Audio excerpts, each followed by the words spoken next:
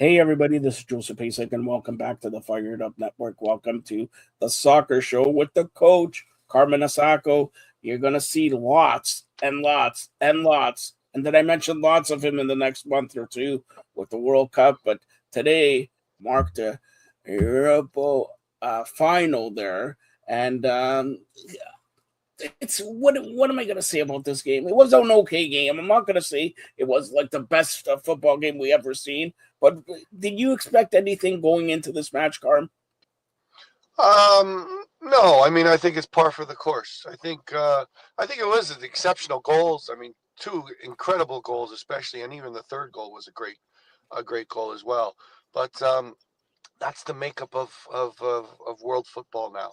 You know, Freiburg and Aston Villa are pretty much in the same spots in their respective leagues. But Yep. you know what? A Freiburg in the Prem may be fighting for survival, right? They'll probably be. Yep. That's the reality of European and world football right now. It's the haves and the have-nots, right? And Freiburg, if you look at their roster, is full of Germans, full of young, maybe Swiss or young players that they're maybe they're young Croat up top. They're trying to make a buck by selling them, and they're trying to survive in the Bundesliga, and you know they should be in Yep. Europe again next year. But look at the Prem. I mean, look at the world class players that play for Aston Villa, and they're a perennial top six, this year top five team that hopefully they still have a very good chance in going into the Champions League. Very good chance. Um, not guaranteed, but they look like they're going to be in Champions League next year. And and then there's just the class overcame the individual moments. Uh, the $1 billion uh, payroll versus the maybe few million $4 million payroll is the reality, and it showed in flying colors. And you have a manager in Unai Emery, who's you know won the Europa League. I don't know how many times now. Went to the Yep. final with Aston Villa, losing to There we have lost the coach. Hopefully, coach comes back here. We're talking about the Europa League championship, the final that was played today. And it was okay with 3-0 Austin, or 3-0 Austin Villa winning this game, and Austin Villa really having and we're going to be joined hopefully by the Carm here. 1 second, Carm, just to put you in here. So hopefully we got it. Okay, can you hear me? Yeah, I hear you. Okay. You hear me? Okay. So, yeah, we can hear you. We can see you and everything like that. 3-0 was the result. Austin Villa winning there. And you mentioned the coach, a big name, and you know him signing on this week with Barcelona there. Uh, what do you Real think Madrid. now? Real Madrid. What do you think he provides the team now as years have gone on by? I'm obviously a big Mourinho fan, obviously from Inter Milan days, and I've been an Inter fan for a long, long time. And Mourinho, I think it's going to be very interesting to see how he handles this new generation. It's going to be very interesting to see how it's interesting to see that they think that there's such um, discombobulation at Real Madrid that they needed to bring back Mourinho to get Yeah. some sort of consistency, some sort of harmony, and that's the Yep. irony. Mourinho's never been associated with harmony Harmony. or Yeah. or calmness, but that's what it looks like Real Madrid's looking to do. They're looking to kind of light a fire, but in the same sense provide that swagger again. So I think the Hans Flick and the Mourinho era will be interesting to see, um, and it'll be fun to watch. Many people are comparing the Menino new era to a new era coming down the street here on Maple Leafs. They need a little bit of swagger. They need all this, but it doesn't matter the coach. You have players who play for themselves and make the money, and that's it. So, we'll see what happens there. We'll see what But I happens mean, there. Mourinho is famous for dealing with big personalities. So Yeah, is he going to fix the Mbappe situation? You know, is Vinicius going to be happier than he has been in the past? Who's he going to bring in? I think he knows the solidity that he needs to bring in, and obviously Real Madrid has the deep pockets to bring them in. So bring in whoever he needs, and he knows how to win. But maybe in Portugal he knows how to tie too much, but he also knows how to win. After Benfica, he went undefeated but tied 11 games and finished third in the yeah, league, which was an improvement, but it was a year that he could have won the league in Portugal, yeah, considering that Porto wasn't the didn't have that stronghold or that talent they yeah, usually have. But I think it's all this is coming together, so to speak. And I think it's going to be interesting to watch. It's going to be a great watch. It's going to see kind of the evolution of Real Madrid and the evolution of Mourinho, and see how the team reacts to this new game, this new way of doing things. And Aston Villa today showed it again.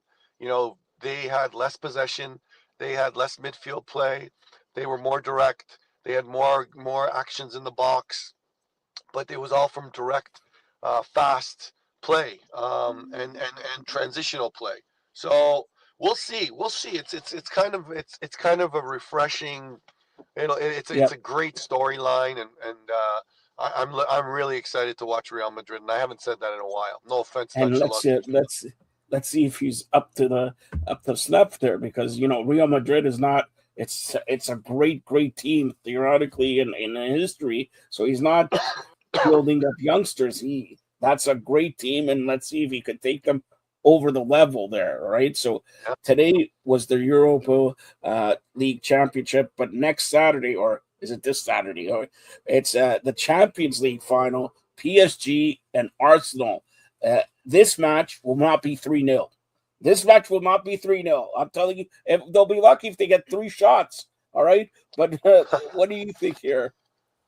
Well, I mean, to be fair to Arsenal, uh, you know, they've uh, they've been pragmatic, but in the Champions League, they've been very, front foot type of team. So in the league, they've been very pragmatic. They get 1-0 results.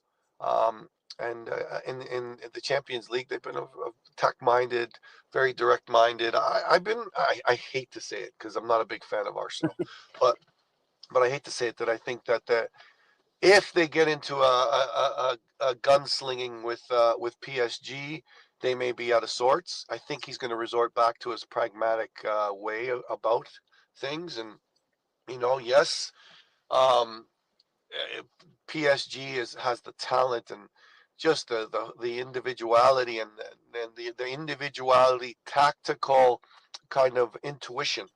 Like these players are just incredibly hard to defend, because they're so individually talented, individually physically and athletic, and it's not necessarily, a style of play that's predictable by any means.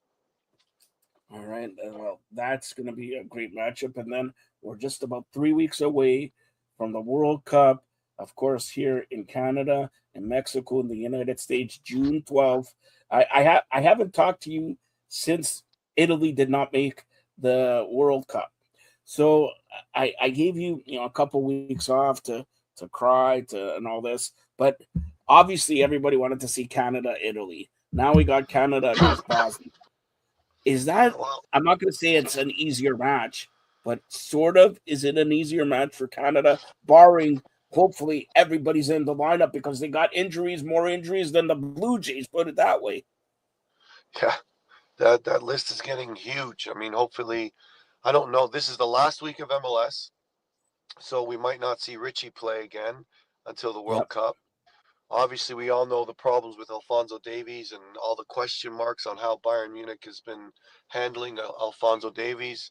Um, so hopefully he's at 100%, when we get back. And then there's Bombito, who's for me one of the top center backs in the world. That I don't know if he's going to make it back from this kind of. It's a weird injury, so Yeah, they're not sure what kind of impact he's going to make. And our center backs are incredibly important for Canada as far as our especially defense. he, because he stops the ball and he Yeah, causes disruption in the middle. right, and we're allowed to get forward and press more when we have Yeah, individuals like Bombito that can deal with the 1v1, um, or those, and he covers so much ground. Eustachio's form in MLS with LAFC has been a question mark. He's been in and out. Choinière has been a pleasant surprise. He's been fantastic for LAFC. We've got good things happening, but yes, the list of injuries. Alistair Johnson coming back is a breath of fresh air.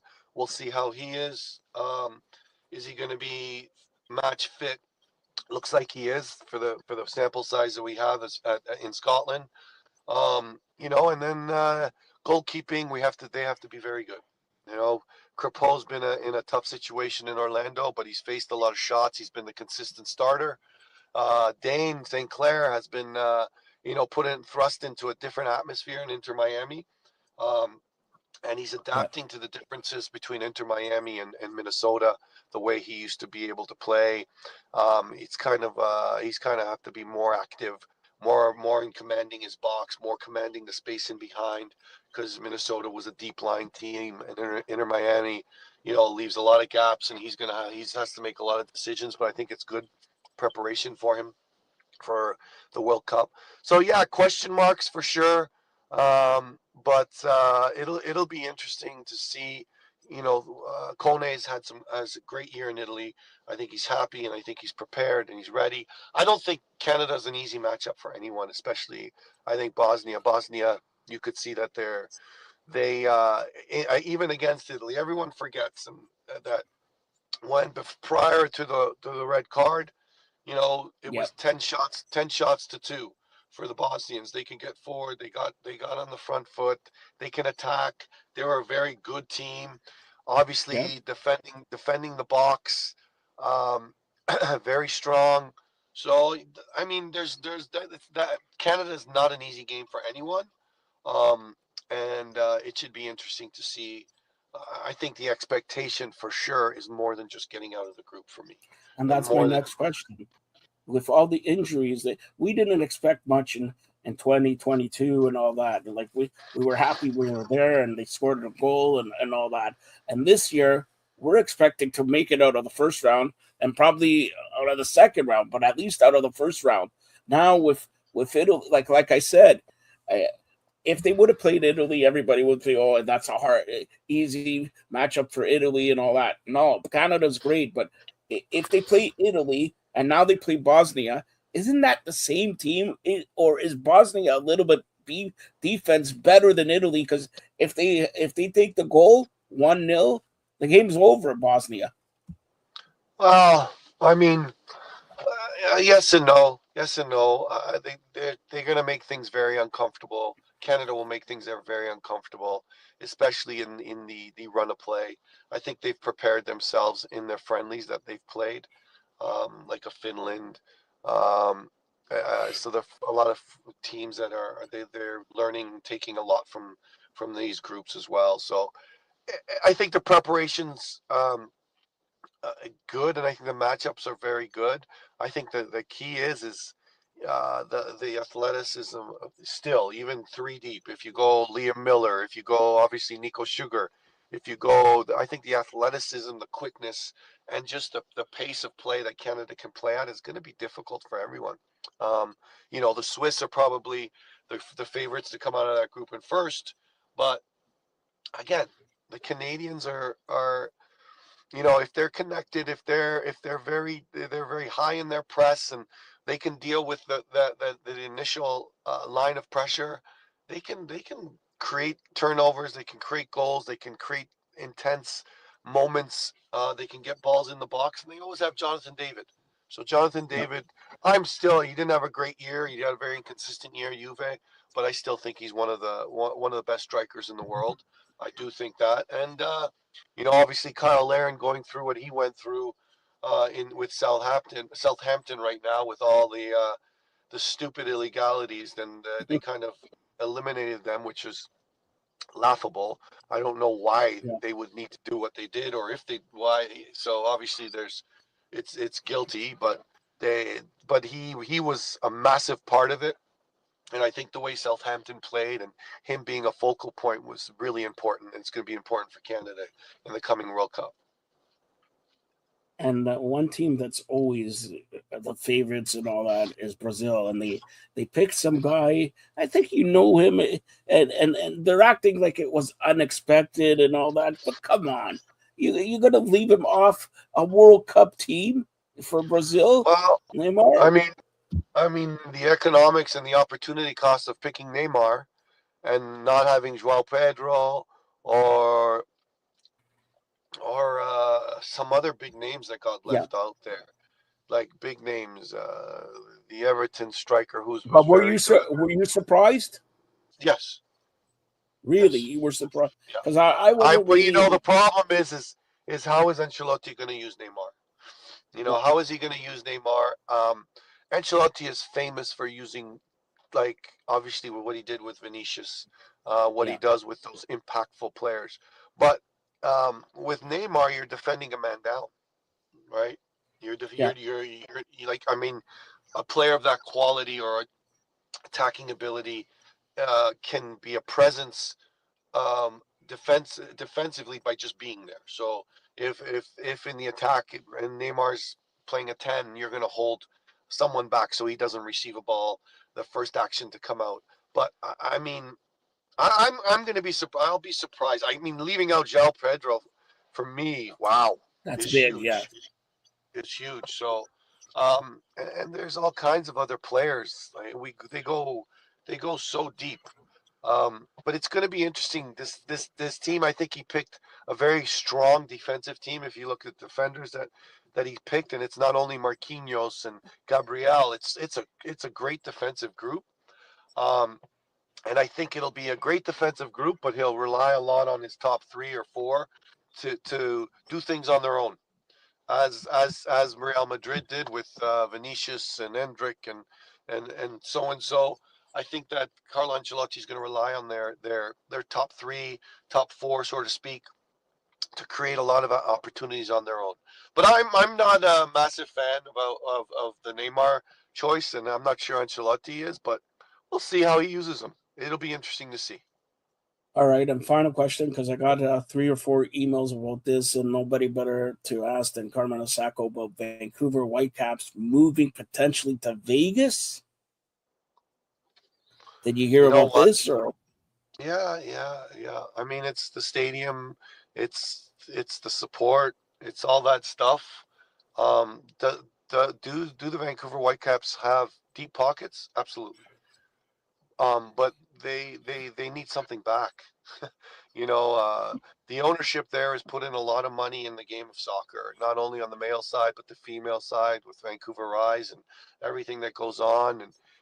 I mean, if they're asking for a proper stadium, the city should go and do whatever they can to give them a proper stadium.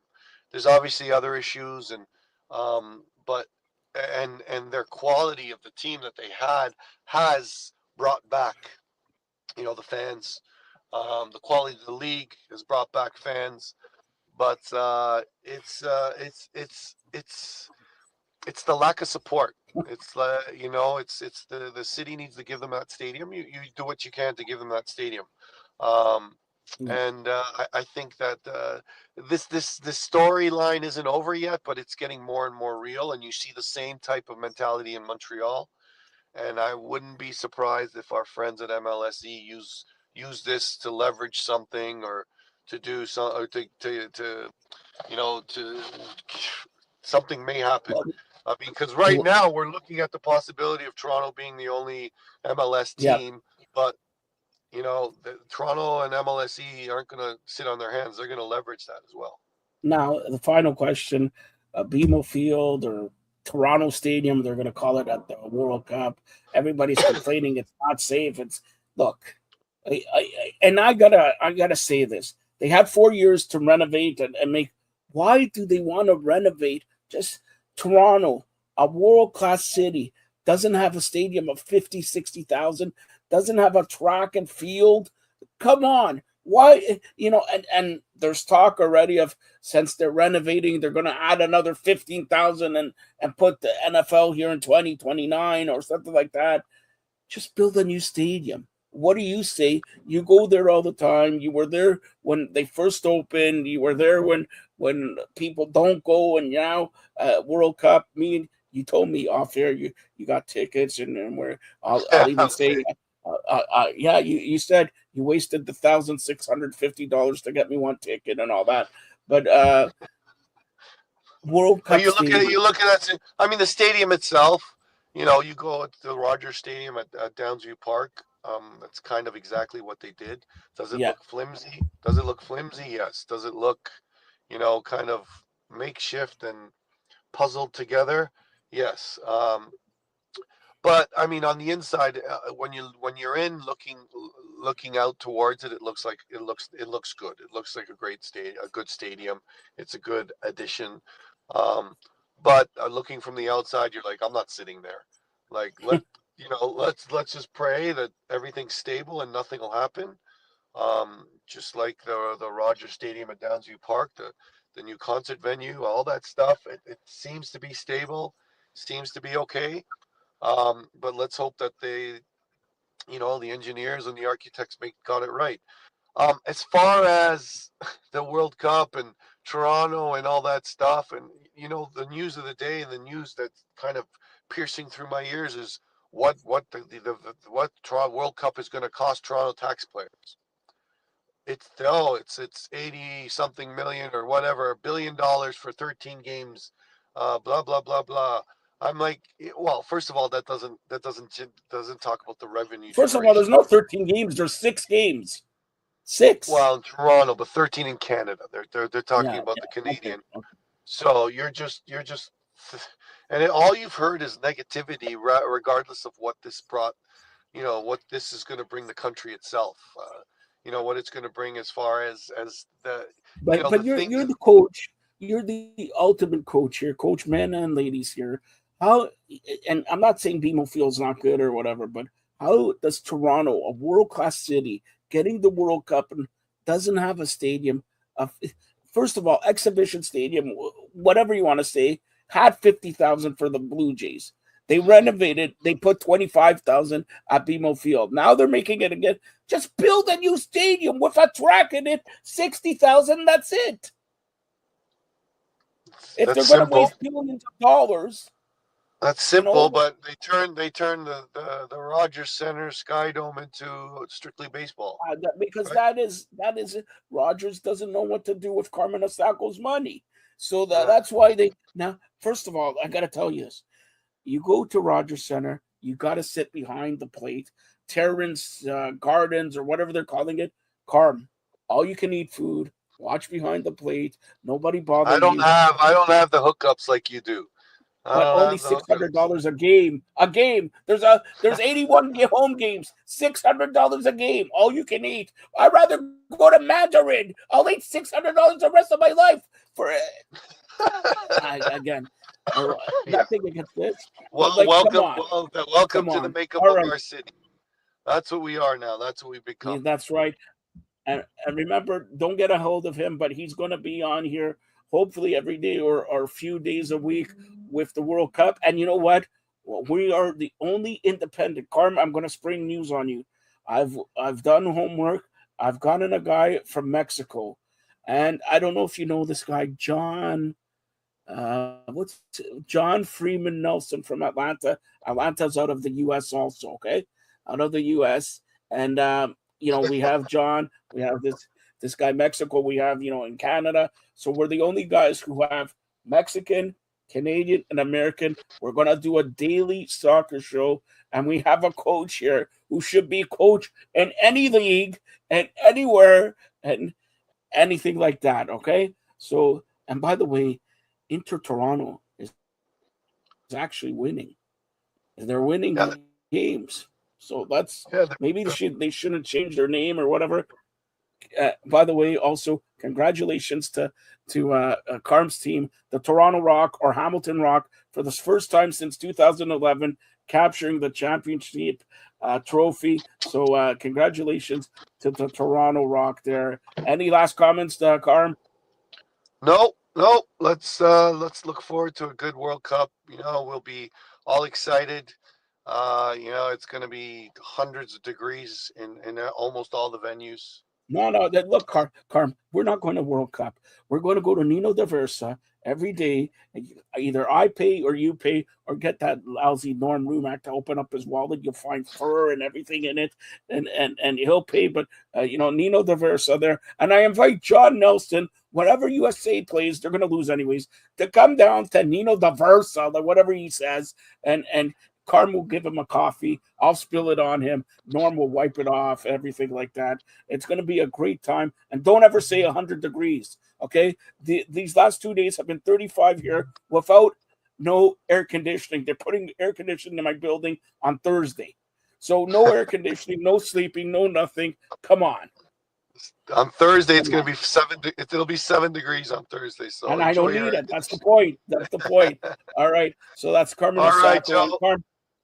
Let me ask you the final question. How your team's doing now as we head into like a little bit of a break here? Yeah, the OPL season's underway.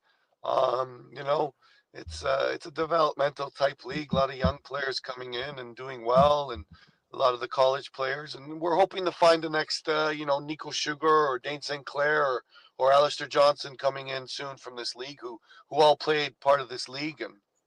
And Richie Laria and Kyle Laren, they're all part of this league. Kyle Becker, so many good players part of this league that are doing great things. Anthony Aromaterio, part of our national championship team as well. And even on the girls' side, some exciting soccer going on there on OPL, and some very good talent that a lot of them are hopefully graduating to the new NSL and go from there. Yep. So enjoy the World Cup, but also support your local teams, please. It's really important because we have millions of players playing soccer, and they need to support the professional leagues and need to support the dreams of the young kids moving forward. Have a good night, Joe. We'll talk to you later. All right. That's Carmen Asako. And again, Aston Villa winning the Europa League. Thanks a lot, Carm. See you later, guys.